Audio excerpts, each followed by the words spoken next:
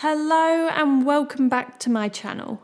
Following on from last week's changeover video, today I wanted to talk through the things that I do to prepare my wardrobe in order to really make the most of it for the autumn-winter seasons ahead. So, starting off with task number 1, which is detox. Now, technically this would usually be done during the switchover, but as I didn't detox anything from my wardrobe during my most recent switch, I did fail to mention it in that video. But I do think it's incredibly important to detox or purge anything that falls into any of the following categories. An item no longer fits and cannot be adjusted to fit. An item is no longer worn for whatever reason, but a caveat to that would exclude evening wear, beach wear or snow gear, and anything which is very specific to an occasion or a certain activity. Faulty items which cannot be repaired and therefore need to be replaced, and anything that has never been worn and perhaps still has the tags on after 1 year. But again, with the exception of evening wear, occasion wear, and activity wear. Now, a detox doesn't have to be a full-on overhaul every season. It could just be a couple of items that no longer work for you. Once these items have been removed, they can then be sold if possible, and then if needed, this money can go into replacing items or purchasing something from your wardrobe wish list. Or perhaps any pieces you've purged could be passed on to a friend or family member to enjoy. Donated unwanted clothing is also an option, but I would urge anyone who is considering donating to do some research beforehand, because in many cases charity shops are inundated with fast fashion and large amounts of clothing ends up going to landfill. Upcycling with old and perhaps faulty clothing is another great way to keep a garment in the cycle of life for longer. I actually have a board on my Pinterest account which is full of ideas on how to upcycle old faulty garments into something new.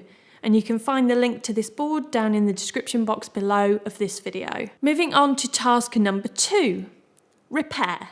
As I mentioned in the previous task, you may come across some items in your wardrobe that need some repairing, and perhaps this is preventing you from wearing those items. It could be a missing button, it could be a hole in a pocket or a loose seam, or perhaps a moth has taken a liking to your cashmere and there's some holes that need mending. You don't have to be a seasoned seamstress or even own a sewing machine. Repairing a seam, replacing a button, and repairing moth holes can all be done by hand and can give your garments a longer life. I would even advise repairing any faults with items that you're going to sell on, just making sure you're honest about any repairs in your listing description. For larger repairs, which are perhaps outside your skill set, like shoe repairs, then keep them to one side, and the next time you're running errands, make sure to take them with you to be repaired. There are also apps and websites which you can use to get a quote for a repair or restoration, like the UK-based company The Seam.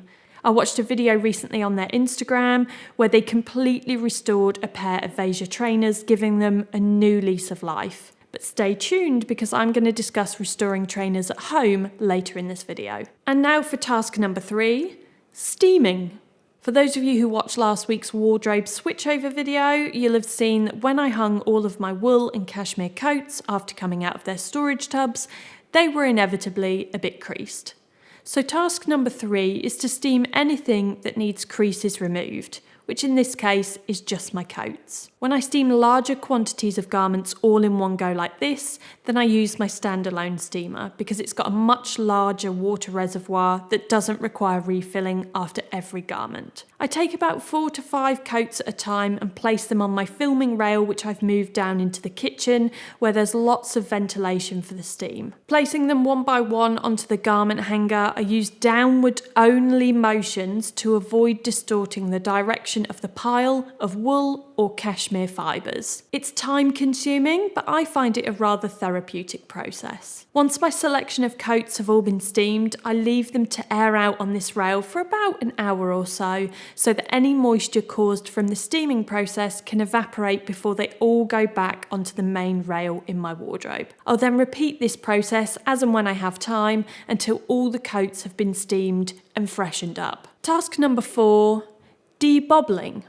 Now, I'm a big ambassador for debobbling knitwear, probably because I have so much, but it really does make all the difference and can make your cashmere, wool, alpaca and even synthetic knitwear look brand new again. The debobbler or fabric shaver that I have is the Pilo 2 by Steamery.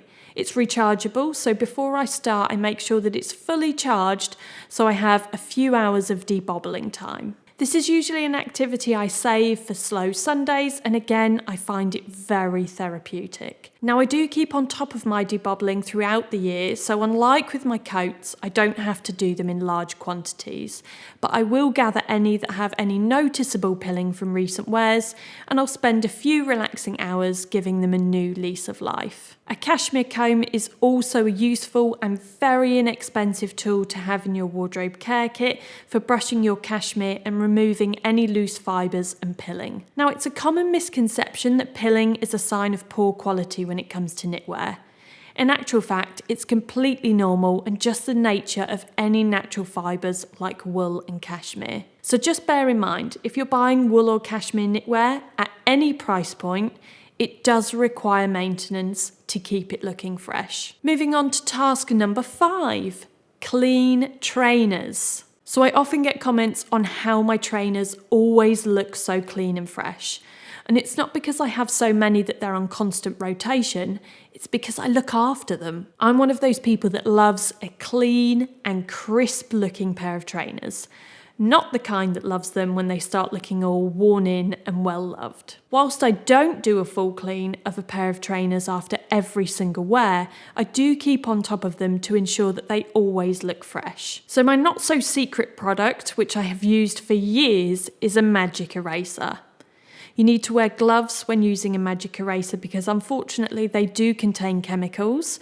I've yet to find anything that's as effective that doesn't contain chemicals, but what you can do is cut them up so that you can really make the most of them. They can remove any kinds of marks on rubber, which is why they are ideal for white leather trainers or any trainers with a white rubber sole. Laces from trainers can be removed and either soaked in stain remover or washed in the washing machine with other laundry. But I never put any trainers in the washing machine. This will actually cause more harm than good, so I advise against this. Moving on to task number 6, conditioning leather goods. For any goods made out of leather, whether it be my bags, my trainers, which are now clean and fresh, or any boots, I use a leather conditioner to freshen them up and condition the leather. Using a soft microfiber cloth, which is not coloured, and I have to stress this because I made the mistake a few years ago of taking a bright yellow cloth to a beige leather bag and the colour transferred from the cloth to the bag and it was soul destroying. So I don't want anyone else to make the same mistake. I simply massage the conditioner into the leather in circular motions. This can make dull leather come back to life, it can buff away scuffs and minor scratches, and can prevent the appearance of creasing in leather. Again, this is just good maintenance for any leather goods that you may have. Task number 7, protector spray. I bang on about protector spray a lot, and it really is so important to have this in your wardrobe care kit. It's the number one thing I would advise buying if you don't already have it. For any new footwear I buy in suede, leather or canvas, I use protector spray before wearing them. And the same goes for any new handbags. I've invested quite a lot of money into the things I've carefully selected for my wardrobe, and I want them to last. And just because an item costs a lot of money doesn't mean that it won't require care and maintenance over time. The protector spray that I have is by Liquiproof, and it's vegan and non-toxic, unlike many that you can get in the pressurized aerosol style containers. Again, protector spray is something that I keep on top of with each item.